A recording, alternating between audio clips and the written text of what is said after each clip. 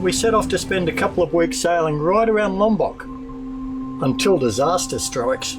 We'd gone southwest and I turned directly onto the route of the navionics, guiding us straight into the channel, and we went from 40 metres to 3 metres to 1 metre in about 10 seconds. Yeah, it was just, I mean, the navionics was 500 plus metres out, and instead of being online to go in the channel, and at 5 knots we drove Our Dreamtime up onto the reef.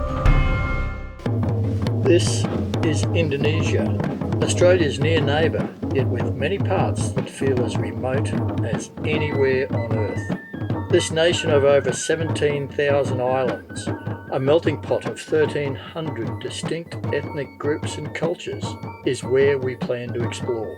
Transportation methods can be limited in these far-flung places, but we have Our Dreamtime, not only our means of travel, but also our floating home.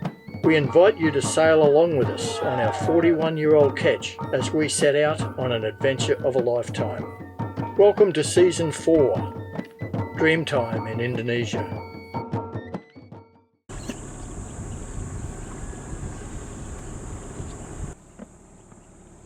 Good morning, everyone. Well, we are finally on the move after 10 days. 10 days it took us to organise our 10 days it took us to organise our new visas.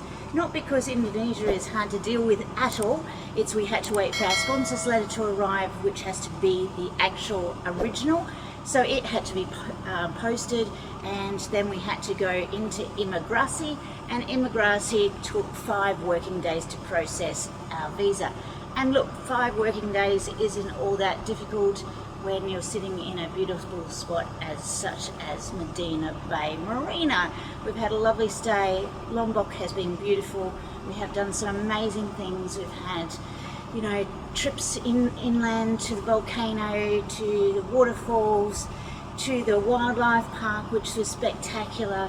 There's so much that Lombok has to offer that if anyone's coming this way, you should spend some time here, not just zip on through. Oh, flying fish! Today it is absolutely flat. We have no chance of sailing at all. Zip, not a chance. It is glass out. It is amazing. So we will just be doing our however many miles that we have to do, lots of miles, to Pulau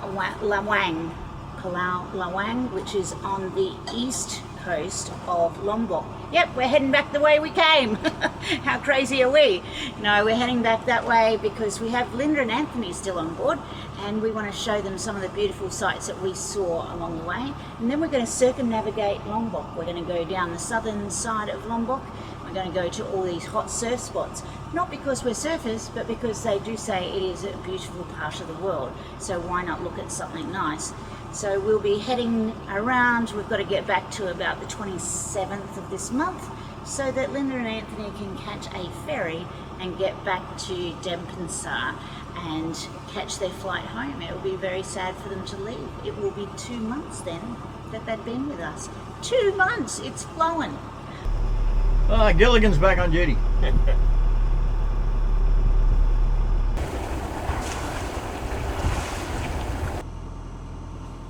Many sailors travelling through Indonesia actually complain about the number of nets and fads that they have to actually avoid. These guys are actually just doing what they need to do to survive. They're fishermen to sell in the markets, they're fishermen for their families, and these guys actually do give you good direction. The guy then was giving us a big wave, also with his oar, to let us know. The problem that he had, which they normally do, is tell you which way to go. He had net both sides, so he couldn't tell us which way to go. I could see the red flag on his starboard side. I could see a float on his port side, so I headed north of the float on his port side, but we still had net further on. And if I'd looked further north, I would have actually seen the very small red flag that he had further out. So it was quite a long net. No problem. We reversed out, went around, eyes on and found the net all the way and just went round the end of it. No problem, and he's happy as anything.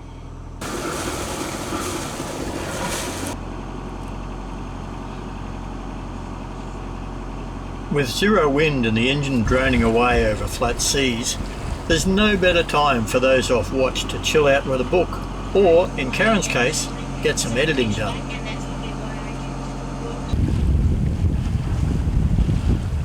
We're just coming up to our entrance into Pulau Lawang, and it's a reef entrance, and it's a bit of a dog leg. Makes it a little bit more exciting to go into somewhere that you've never been before, but we've got a good satellite picture, and the chart is pretty good. So what can happen? What can go wrong? So our plan is to anchor off that beach, the other side of that reef, that hopefully you can see the light colour water. So to get there we do a big turn now, which Karen has just started, and we circle that reef. We go in through the entrance, go around it, and we're told that there's good anchorage in there and anywhere from 3 to 5 metres of water.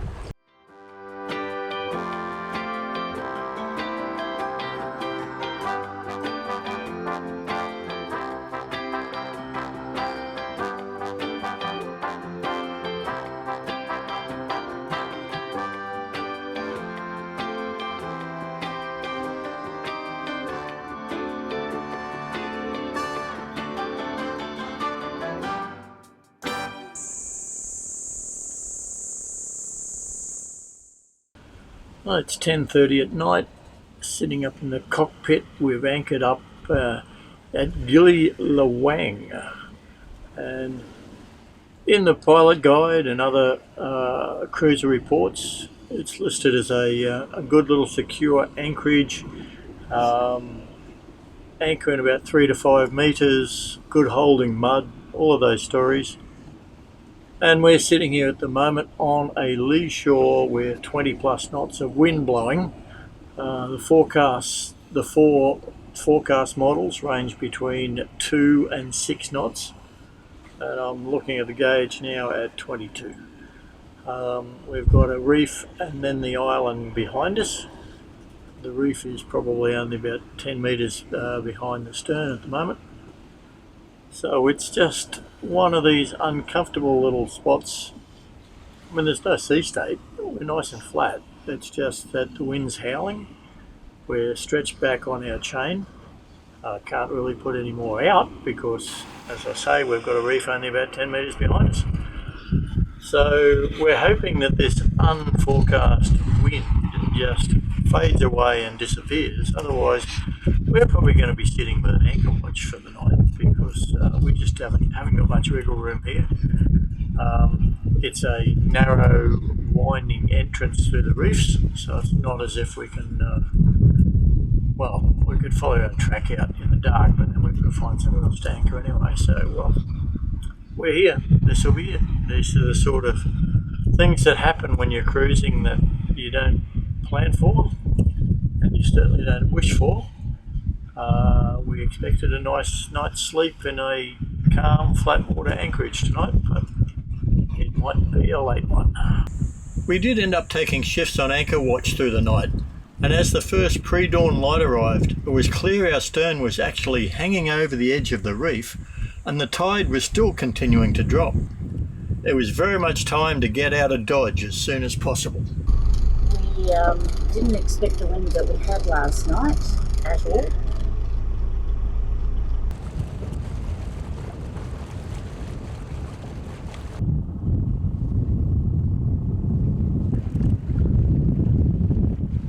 What a rude awakening it was this morning. Oh, what's all this? You didn't get your tea. Oh, I thought I was very polite the way I woke you up. You were very I know polite. I've required you to do something before you've had caffeine, but Before I've done anything. So was like a shock when you No. came up? I've been up. No, Rob's been up since 4:45. I went to bed at 2:30. The depth was fine when I went to bed. We still had 3.1 when I went to bed. It was 2.3 when I got up Got at up. 4:45. Mm-hmm. And when it got to 1.9, I went, yeah, we're going to get out of here. Time to get up, Perrin. And we didn't have much water at our stern because the depth gauge is up near your head.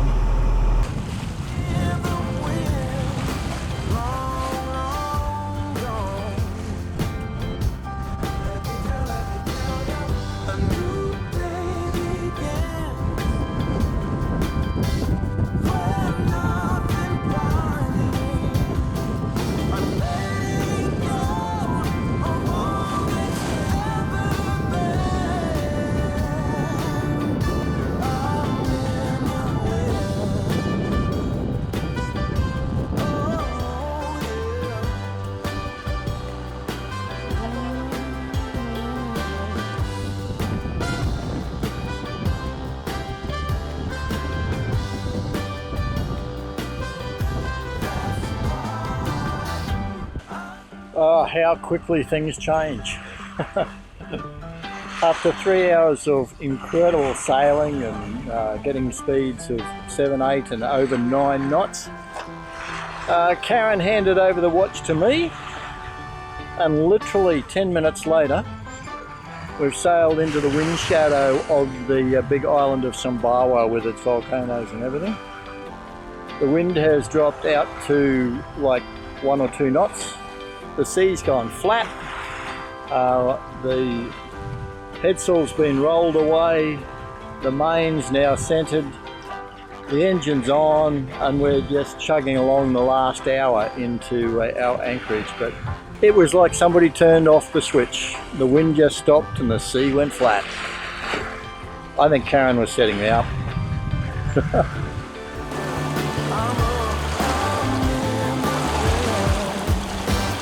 Well, after a worrying night and a sleepless night, we left nice and early for our trip across here from Lawang. 27.2 nautical miles we completed. Max speed was 9.4. It was a good cracking sail across here. We really enjoyed it. Until I said, I'm going off watch, because I could see a line of no wind. And I laid my head down and we made it the rest of the way. But we did it in 4 hours and 21 minutes. Not bad, really, not bad at all. Our average speed was 6.2 knots. We're here, it's absolutely beautiful. Still in pyjamas, going to get into my swimmers after my cup of coffee and have a sleep. No, have a swim. That's how deprived I am of sleep. Have a swim.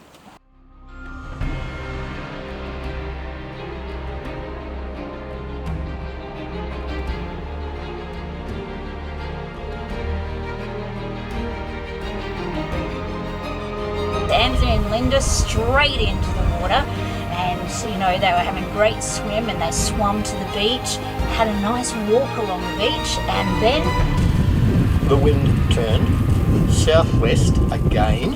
None of the southwesterly has been predicted, by the way, and started to blow up stronger and stronger and stronger, and we went, well, we're on a lee shore again. We're now hanging back to the beach, not the place to be. no, So it's only early afternoon. We're going to up anchor and go 10 miles down to a Bajau village built on a reef, which they converted a reef to an island by building it up and up over the couple of 100 years.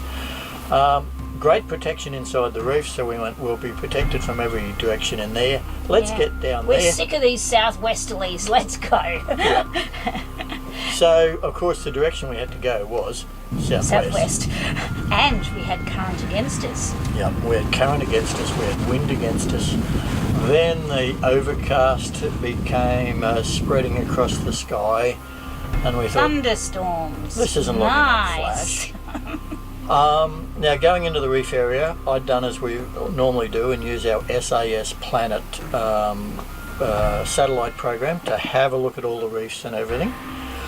And then Karen had updated completely our navionics on our new iPad, navigation iPad, and said, hey, look at this. I can now put the satellite overlay on the navionics chart, and it looks exactly the same as the SAS Planet. Yep. We're all good. We'll be able to use that to go into the channel between the reefs. Absolutely and the brilliant. anchorage. You know, it looked the same, did it not, as you know, our other program that we use. We were happy enough to go through. We checked it on the way down that there was in the channel there's a bit of a reef area, and we had avoided that. Yep. We were happy that it was fine, and we continued on. The weather got worse. Deteriorated badly. There was a really nasty wind over tide chop that was going on. The overcast, we could see a squall coming, and we went, well, we should just beat that squall into the anchorage and get the anchor down and get secure before the squall reaches us that was coming in off the mountain range. Got us, we'd gone southwest, and I turned directly onto the route of the navionics, guiding us straight into the channel, and we went from 40 metres to 3 metres to 1 metre in about 10 seconds. Yeah, it was just, I mean, the navionics was 500 plus metres out. and instead of being on line to go in the channel, And at 5 knots, we drove Our Dreamtime up onto the reef. I was standing up on the side and I was watching the reef. I can see the reef there. Then we turned left and I went, that's not good. So I stuck my head down and said, by that time all hell broke loose. There was just, yeah, all hell broke loose. We're up on the reef. a big shock because you're not expecting it. You're looking at the chart, you've trusted the chart with the satellite overlay, which we now know is rubbish. Thank you Navionics for not much. We did run up on the reef, as Karen says. We've got a full keel on Our Dreamtime, very thick, regardless. I went straight below and started lifting all floors and everything else to make sure that we had no water coming in. If we'd had water coming in, obviously we had thought that that's it, we're on the reef and we have to stay there because we can't put her back into deeper water until we actually have that, you know. There's no use pulling off the reef into deep water and then sinking. If we had water coming in, we would have tried to get an anchor out and secure the boat on the reef, fix what problem we had if we could, and float her off at the high tide. Look, things happened really quickly and it just, we were there. Karen took hold of you went below to make sure everything was okay down there. We weren't getting water in. Karen took the controls.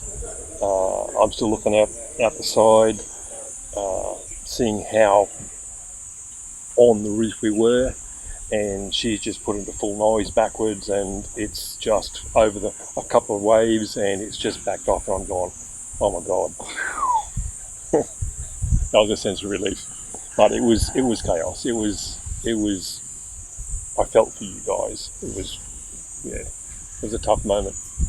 We had a swell that was pushing us up and onto the reef. Rob is yelling to me, no water, no water. As he's lifting each hatch, he's going, no water, no water, no water. And I went straight when he finished getting back to the last of the hatches. I put her straight into reverse and we reversed her off with every rev she got. Has. All of a sudden, everything was changing, like where I knew we'd hit. And that's not a nice feeling to know you're on coral. And then I was aware the engine was in reverse. Quick thinking from the woman on the helm, Karen, and it seemed like there was a lot happening. The time stood still, but it didn't. It was very weird, surreal experience, and huge relief to be off that reef because it could have been the end of Dreamtime. I'm glad they got their boat off because, if they didn't get it off, it would have been a sad, sad day. Each time the boat lifted on a wave, it marched about a metre back, and then it marched another metre back. And Karen did a great job backing us off the reef, turning us around, getting us out in the channel. Then I was using the SAS Planet satellite nav, which we can only use below decks because as soon as we bring that laptop upstairs, the monitor, you can't see for the reflections. It's not like an iPad. So then I called headings and directions from below. So the red dot is us, the red triangle, weaving our way around these reefs. 10 degrees port. This program is SAS Planet and it is proving to be 100% accurate, whereas Ray Marine, Navionics rather, was so far out, followed it and went straight up on a reef. Karen held us in. Anthony and Linda went up each side on the bow by now in the pouring rain. Oh, what a fabulous crew they are. And I was up hanging on to the forward sail and just the rain started and that made it hard to see, and I felt very concentrating so hard. I'm hanging on, the rain's pelting towards me. I didn't care as far as getting wet, but try and have my visibility to see reefs. And Anthony's over on the starboard side looking. I just felt a lot of pressure because I thought I'm at the front. If I miss something, if I don't see something, but it was hard because obviously it's cloudy, we've got rain pelting towards us. I did feel quite a bit of stress being in that situation. I didn't want to miss something. They were as calm as anything. As they said, they trust us, and we just said, guys, we need you up there in case. Yeah. Just call where, just point where you can see reef, and they were. And reef to port, reef to starboard, and we just went straight down the centre of it. We dropped anchor. It was still raining, overcast, late afternoon by then. The water wasn't all that good. No. We knew we had no water coming in, so we left it till next morning, and we got our hook and dive gear out, and I was able to go underneath the boat, go right over everything. The rudder hadn't been touched. And that was the main thing, wasn't it? Whilst we were on the reef as we were being picked up, all we wanted to do was get off the reef before the rudder was disabled, because once the rudder is disabled, we're stuck. Yeah, we're stuck. So I was able to shoot some footage of the scraping, etc., on the keel. There is no damage to it at all, other than the fact that we've lost a lot of our hard work in the boatyard, putting all those layers and layers of anti-foul. So we've scraped some of our anti-foul off, so now I'm going to have to get under the boat every few weeks and keep the barnacles and everything off that area of the keel. Everything else is good. There is no damage to our Dreamtime. She's a tough old girl. We've got a huge wake-up call. We have. And Navionics in Southeast Asia will be using it as a rough guide only, and we'll be using our SAS Planet satellite navigation for absolutely everything we do. We always knew that Navionics was out could be out. So we've learnt by that. The idea of going south around Lombok we were starting to question, because the southwesterlies kept springing up around midday each day.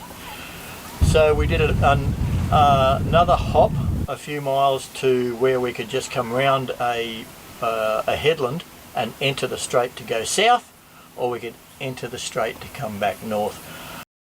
Well, the plan sort of worked. Once we got down to Panjang and had a look at what the weather was really doing, rather than all four weather models that we consulted. Lied. And they did lie. Just confirmed that we couldn't go around the south of Lombok. It would have been awful. We sailed out into the strait between Sumbawa and Lombok with a forecast of 10 to 12 knots. Actually, there's four models, and they went from 4 knots to 12.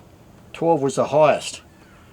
But we timed it to get the best of the current across there, because it gets up to 2.1 knots at times, which you don't want to be beating into. We got out there and had 25 to 30 knots of southwesterly wind, which isn't quite 10 knots or 12 knots of southerly, but gave us a really cracking sail. At one stage our average was sitting at 7.7 knots, and that was just before we sailed in around the corner of Lombok to come up here to our anchorage at Kananga. Soon as we came around the land, the wind disappeared, the swell disappeared, and the sails came down, and we motored the last sort of hour, and it knocked our average down to 7 knots. We anchored on the corner of Lombok overnight, which was great. Next day's forecast in the wind shadow of Lombok was for range between 1 and 4 knots of southerly. So we knew that we would be motoring back as we had motored the opposite direction, and we were prepared for it. Yeah. We were prepared to motor back all the way, no sail, not even worth putting up. 7.5 hours of motoring, but we were prepared for it.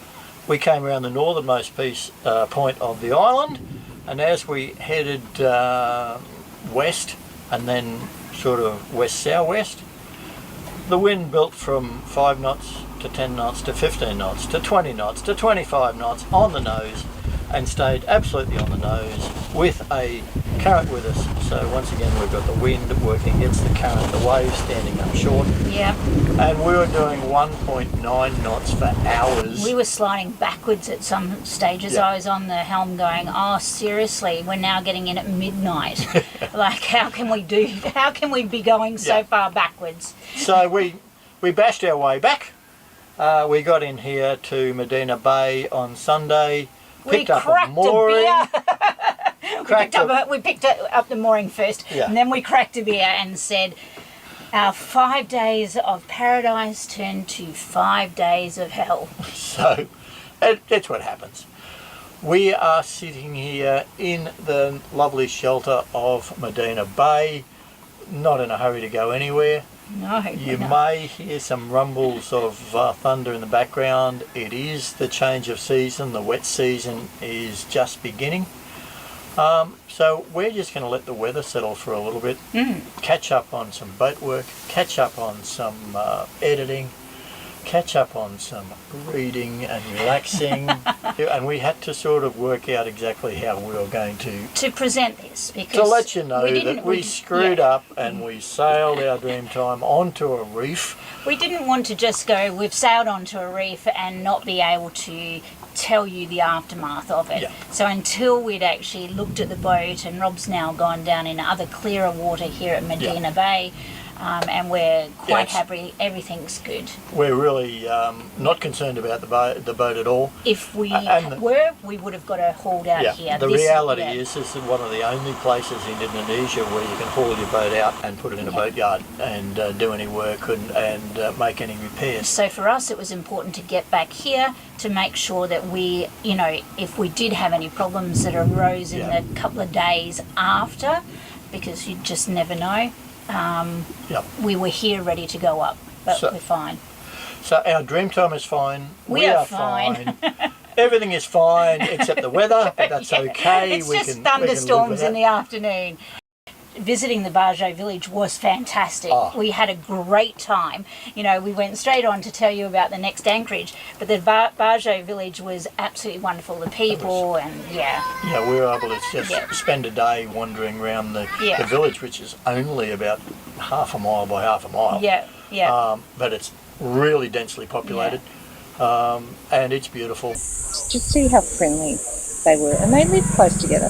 We hear people in the West complaining about how close their neighbours are. I haven't seen nothing, and the conditions that they live under, but they're so happy and welcoming, and they were so pleasantly surprised, and wanted selfies with us, and everybody saying hello, and I just felt like we were greeted with the utmost love and curiosity. It's nice, it's a nice experience. Meeting the people in that environment is eye-opening. It's just, seeing how they live in such little money and stuff, but happy, just enjoying life, and it's great.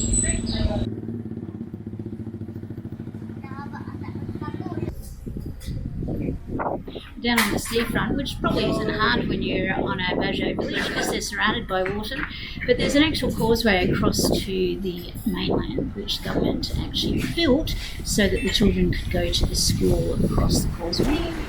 Just found a lovely warung, and they have quite a decent menu. They call themselves the Front Cafe and Resto. I think that's what the lady was trying to tell me earlier when I was asking for directions. She said the front. I thought she meant the front, meaning the water. That's what happens, isn't it? But we finally found it. And they have a great selection. So they have ikan, they have squid, they have prawns, they have lobster even. Then they have your normal nazis and mee goreng and such. And quite an extensive list of drinks, none of which are alcohol, of course. But very nice. Just looking at Karen's grilled squid, cumi in Indonesian. I think this one could be a little bit warm, looking at the amount of chili in there. Yeah. Good-o.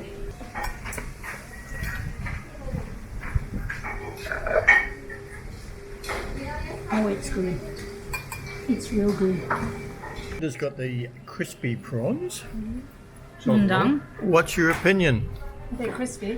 The meat goring's really nice with the egg. And the sambal is nice. You should explain the prawns are in there. Sure. And Anthony went with the crispy chumi chumi. Oh yeah, crispy too. Really nice. Very, very nice. And as it turns out, I joined him.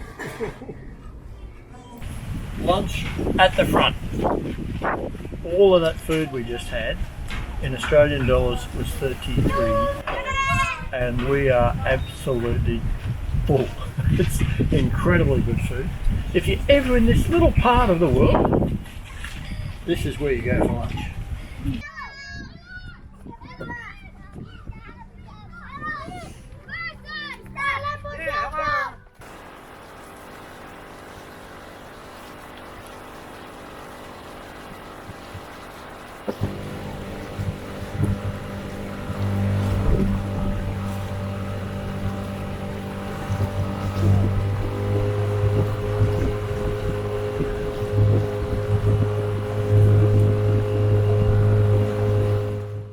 Tell us about dinner on the floating restaurant. Oh look, that'll be one of my key warm, fuzzy feelings from over a month on the boat. One of them.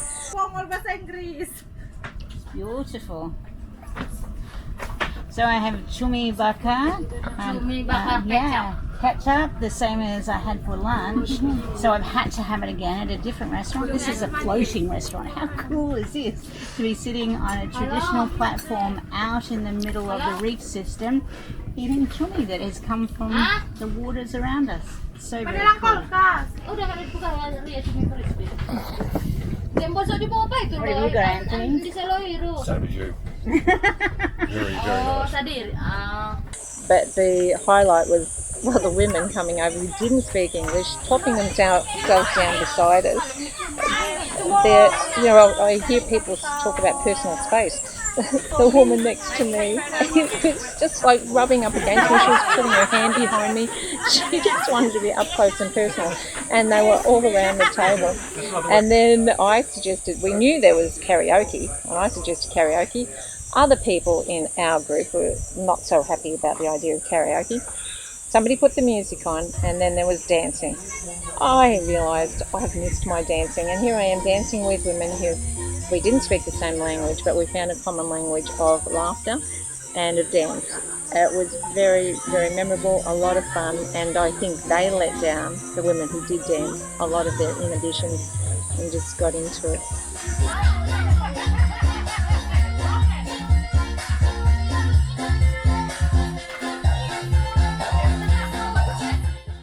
So since then, Anthony and Linda have departed. Yes. They're doing a bit of land travel. They're on Nusa Lembongan Island at the moment, between Lombok and Bali. I think today or tomorrow they're heading over to Bali for a few days and then flying home. So, are you heading back to Australia to buy a boat? I'm not hoping hell. No chance of hell. I got friends with boats. They're the best kind of boat you can have. It's not always paradise up here. Sailing has its challenges. We've had a few the last few days. Yep. Certainly hasn't put us off. No. We will be continuing on. Just another learning curve. So, thanks for listening through and sticking with us. Thanks, guys. We really do appreciate you guys coming on the ride with us.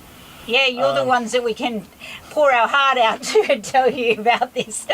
Yeah, so we've had enough of licking our wounds. We're over it. Yeah. The boat, as I say, is great.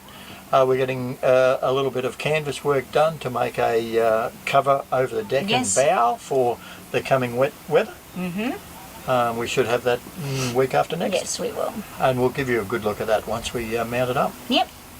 So, thanks so much. Crack a beer. If you haven't already subscribed, that's also a very helpful thing for us. And while you're there, click the bell button so you don't miss any of our episodes. Lastly, a massive thank you to those that have provided extra support by joining our Dreamtime Sail virtual crew through Ko-fi or Patreon.